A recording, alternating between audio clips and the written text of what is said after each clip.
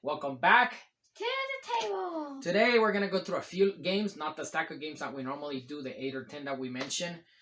These are games that recently just came out, and we've been playing quite a bit of them, and all the other games have been taking a back seat back here, over there, all over this room, because the games in my bag right here, which you can't see, are the ones we've been playing lately. This one, for example, one that just came out. It's much like Fireball Island that we have over here. It's Forbidden Bridge. Much smaller box, easier to set up, very easy game. I think it'll work with young kids. Old kids. Which kids? Old kids. Old kids. That's this guy. Very old kids. Very old kids. That's not this guy. So you can see back here, it's going to be just like Fireball Island. You got the little miniatures, the toy. It's a toy. It's a real simple game. Real easy to set up once it's built, and the kids like to build it. So that's Forbidden Bridge. Another one that I picked up that's an older game because of the publisher. So one of those publishers too that we pretty much buy sight unseen.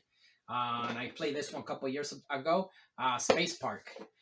We've played this quite a bit ever since we got it. It's still in our game bag that I always take to places lately. Do you like this one? What do you like about this one?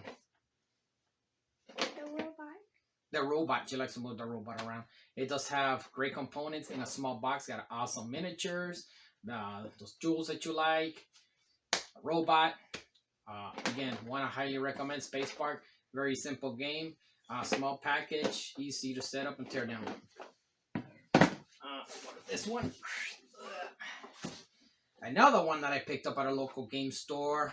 Probably from watching the Dice Tower other videos, highly recommending it. Project L. Like this one? What do you like this one? It's a Ubongo. Talk a little higher. It's like Ubongo. It's like Ubongo, another one that we like, and there's a new one coming out. Some new ones coming out. Again, you just pattern matching. Bunch of plastic. Even her grandmother loves this game. She actually always wants to see if we have it in the bag to play, huh? Yeah, she likes to play this one. It's very simple. This one I think every family should pick up. As an abstract game, which hits a lot of non-gamers and a family. Grandma's bad at it. Grandma's bad at it? Well, she's getting used to it. You know, you do have to do upgrades and stuff. It's a little bit of a gamer's game where you do have to upgrade parts and pieces to be able to finish your puzzles faster. Another game I picked up at the local game store. Again, a couple of video reviewers out there and people that I watch that I really like their style, their likes, and they like this one, so I picked it up sight unseen. It's Meadow. I was surprised that she liked it. It's got I kind of like it. You kind of like it? It's too thinky sometimes. It is thinky. So again, by her saying that, it's not really intro game to non-gamers, but I like the cards. The cards are very pretty. All you're doing into this game? It's cards. Cards, matching icons. Matching icons. There's a little game board in the center where you can do some things. Again, matching icons in the center. And that's the game. I think it's a pretty game. You can just sit back. It is a little thinky though. It's pretty. It's pretty. That's Meadow. The last game I want to highlight before I go to one last one here. I got a golden ticket. It's the Golden Ticket game. Just came out. I'm pretty sure it's hard to find right now, though I've seen it at a few Targets still. I did too. That's a week ago. So if you can find it, pick it up. It's for the money, I think it was $20. There's quite a bit of production in here. The Wonka bars alone are good looking. The board, it's Istanbul-like. If you ever played Istanbul, it's much like Istanbul. You're moving around the same way, and you're taking actions on the cards. Here, open it up so you get the Wonka bars out. She's going to pull a Wonka bar out. You like this game, right? I like it. Yeah, we've been playing this one quite a bit. There's golden tickets in here. It adjusts to player count from 2 to, I believe it plays 2 to 4. Here's the Wonka bars. 2 to 5. 2 to 5 players. There's a ton of these Wonka bars. That's that one. Basically, you're sliding them out, and there's golden tickets inside. So nobody sees them. You're collecting a bunch of these bars. At the end of the game, it's probably the funnest part where everybody gets to open up their Wonka bar to find a golden ticket. You find a golden ticket, you win on a 2-player game. On a 3 or plus, You you get look. more golden tickets. There's more golden tickets. You're trying to get the majority of the golden tickets. The last game I want to highlight is not one I play with her, but one that just came out for Worthington Games. It's a lighter game, lighter war game.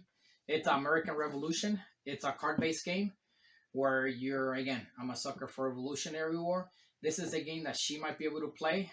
It'll help teach a bit. Again, the Revolutionary War. Simple game. You're playing cards. It's a solo game. What I've been playing, where Americans are going against the British, and we know how that turned out. However, this game ends up being a little hard.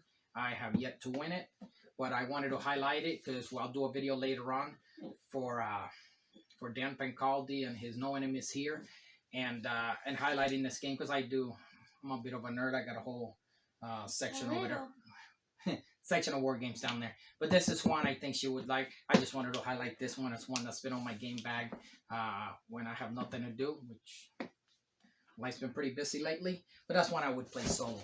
So those were a stack of games. 1, 2, 3, 4, 5, about 6 games. Where's Aliens? Alien, that's another game. It's upstairs, like she pointed out. I like to play the Ghostbuster one.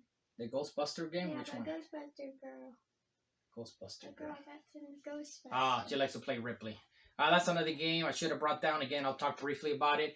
It's a very light aliens game. There's no horror in it or nothing. You're just going around the board, collecting things, completing objectives, and then doing the final objectives. In the meantime, the alien, one of the small aliens, because it's based on the first movie, is going around. She saw Ripley from the Ghostbusters movie, so she always plays Ripley. And we've been playing that one. Not as much. I'm not gonna lie, it's not a great game. It's a little too light. I like it. She likes it, so it is a family game. But I prefer the other Aliens game. It's a Funko game. The Funko game? Yeah, I think. No, it's not a Funko game. But there's another Alien game, and there's Nemesis out there that are much beefier for the gamers. Again, that was a stack of games I wanted to share. We wanted to share. Take care.